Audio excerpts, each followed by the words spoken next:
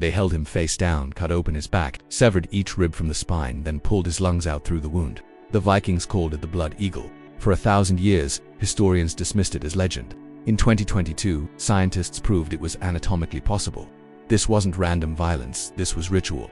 Reserved for kings and nobles, performed in front of crowds. A death so extreme that the screams were meant to reach the gods. The sagas describe it in horrific detail. For centuries, historians called it myth, Christian propaganda, a mistranslation of old poetry.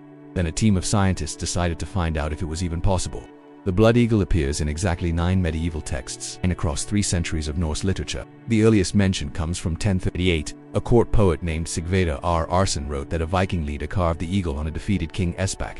The fullest account comes from the Orkneyinga saga, written around 1200. It describes a Viking named Thorfinnr executing Prince Halfdan Longleg in the late 9th century. Einar cut an eagle into Halfdan's back with a sword, severed the ribs from the spine, pulled out the lungs, and offered them to Odin as a sacrifice. But here's what makes historians suspicious. Every text describing the Blood Eagle was written by Christians, monks and scholars working centuries after the events. Men who never witnessed the ritual. Men with every reason to paint pagan Vikings as monsters. For decades, academics agreed the Blood Eagle was fiction, a misreading of poetry. When the sagas said a warrior carved an eagle on his enemy's back, they meant he left the body for birds to eat. Metaphor, not murder. Then researchers asked a different question. Not did it happen, but could it have been done? In 2022, a team of medical scientists and a historian decided to find out. They used anatomical modeling software to simulate the Blood Eagle step by step. Every part of the ritual was physically possible. Start with the victim face down. Use a short blade to cut through the skin and muscle along the spine. A skilled hand could do it in seconds. Next, sever the ribs, not at the front, at the back, where they attach to the vertebrae. The study found that a specific type of Viking spearhead, one with a shallow hook, could unzip the ribs from the spine in a single motion. Weapons matching this description have been found in elite Viking burials. Then pull the ribs outward. The bones would spread like wings, the image that gave the ritual its name. Finally, reach into the chest cavity and pull the lungs through the opening. Here's where it gets worse. The victim would still be alive for the first 2 steps, conscious, feeling everything. Death would come from blood loss and shock within seconds of the ribs being severed. The lung removal happened on a corpse, but those first seconds were the point. Long enough to know what was happening, long enough to feel it. There may be one image of the Blood Eagle that survived. On the Swedish island of Gotland, archaeologists found a stone monument carved during the Viking Age. One scene shows a man lying face down. Another figure stands behind him, holding what appears to be a spear. Scholars have debated this image for decades. Some say it depicts a blood eagle, others say it's a standard execution, or a sacrifice, or something else entirely. But the spear matches the description, a hooked blade. The kind the 2022 study said could unzip a ribcage. We can't prove it, but the image exists, carved in stone, waiting to be understood. The Blood Eagle wasn't punishment, it was restoration. Viking society ran on honor. If someone killed your father and you did nothing, you were finished. Your name meant nothing. Your word meant nothing. You became a man who let his blood go unavenged. The only way to restore honor was to inflict something worse, something so extreme that everyone who heard about it would remember your family name forever. The most famous Blood Eagle was performed on King Ælla of Northumbria. Around 865, Ælla captured a Viking leader named Ragnar Lothbrok. The sagas say Ragnar had invaded Northumbria with only 2 ships. Arrogant, reckless, he was overwhelmed and dragged before the king in chains. Ælla wanted him to suffer. A quick death wasn't enough. He ordered a pit dug in the ground and filled with venomous snakes. Then he had Ragnar thrown inside. The sagas describe what happened next. The snakes struck again and again. Ragnar sang a death song recounting his battles, his victories, his sons. He refused to scream, refused to beg, and as the venom spread through his body, he spoke his final words. Words that would echo across Scandinavia for centuries. How the little pigs would grunt if they knew how the old boar suffers. The little pigs were his sons. Ivar, the boneless, Bjorn Ironside, Hvitserk, Sigurd. They assembled a great heathen army, thousands of warriors. They invaded England and within 2 years captured York. And Glad the saga says Ivar carved the Blood Eagle himself. Whether it happened exactly this way, no one knows. English sources claim Glad died in battle, but the story spread for centuries across every corner of Scandinavia, and that tells you something about what the Blood Eagle really was. If you're learning something new, consider subscribing. Not just revenge, sacrifice. The Orkneyinga saga is explicit.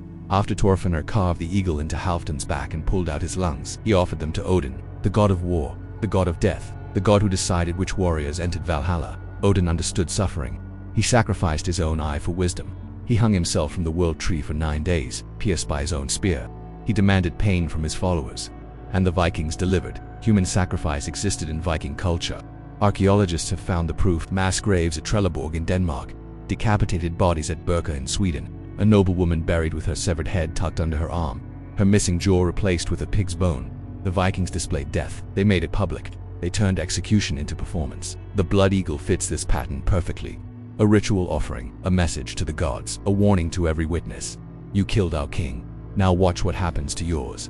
But the sagas revealed something else, something that explains why this ritual was so rare. The Vikings killed constantly. Raiding was their economy. Battle was their culture. They had dozens of ways to end a life: axes, swords, drowning, hanging, burning alive. For most enemies, death came fast. A blade across the throat, an arrow through the chest. Done. It required preparation, an audience, time. You needed to restrain the victim. You needed someone who knew exactly what to do. This wasn't battlefield violence, and you didn't perform a ceremony for just anyone. The blood eagle was expensive, not in gold, in meaning. You only used it when the message mattered more than the death itself, when you needed the entire world to know what you had done and why. Every victim of the blood eagle was royalty. In all 9 texts, both the killer and the killed were powerful men, kings, princes, warlords. This wasn't punishment for common criminals. This was reserved for the highest enemies of the highest families, and there was always a reason. Every blood eagle in the sagas was revenge for the murder of a father. Helftin Longleg died because his father had killed Thorfinn's father. Klar died because he executed Ragnar Lothbrok. The pattern is absolute. You don't perform the blood eagle over an insult. You perform it because someone destroyed your bloodline. The ritual also required expertise. The 2022 study suggests a designated official performed the act. Someone who understood anatomy, who knew exactly where to cut, how deep, how fast. This wasn't butchery, this was precision. If the victim dies too early, the ritual fails. The sacrifice means nothing. Somewhere in Viking society, men carried this knowledge, learned it, passed it down. Then Christianity spread through Scandinavia. The old gods faded. The sacrifices ended. The blood eagle became a story told in sagas, written down by monks, debated by historians. But the question remains, did it actually happen, or did we just prove that it could? 9 texts. The blood eagle was either the most brutal ritual in human history, or the most elaborate lie ever written. In 2022, science answered. Not whether it happened, but whether it could. It could. The cuts were possible. The tools existed. The culture demanded it. Every blood eagle was revenge for a murdered father. Every victim was a king. Every executioner carved his family's honor back into existence. We will never find a skeleton with spread ribs and missing lungs. The proof rotted away 1,000 years ago. But the story survived. 9 times across 3 centuries, passed down for everyone to hear. That tells you something. Next time, we leave the battlefield behind, and we look at the people history forgot, died in silence. What was daily life really like for a medieval peasant? The answer is worse than you think. Subscribe so you don't miss it.